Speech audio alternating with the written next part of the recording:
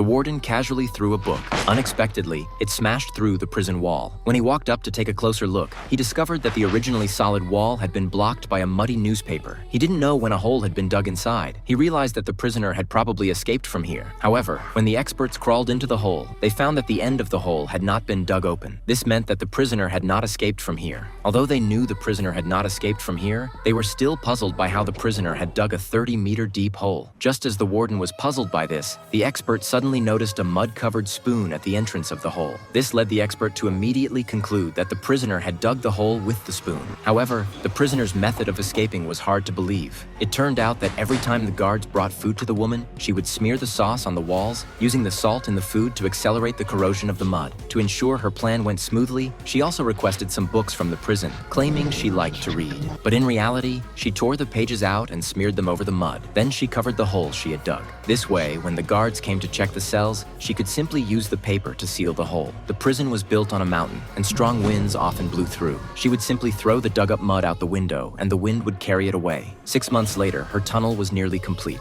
Realizing the time was right, the woman began her escape plan. That day, a high-ranking official came to inspect the prison. All the prisoners were singing and dancing in the courtyard, and no one noticed her. At this point, you might be wondering, how did the woman manage to leave without being noticed? When the dinner bell rang, everyone panicked and returned to their cells. By then, the woman had already hidden under the official's car. Under the warden's nose, the woman escaped the prison by hiding under the official's car.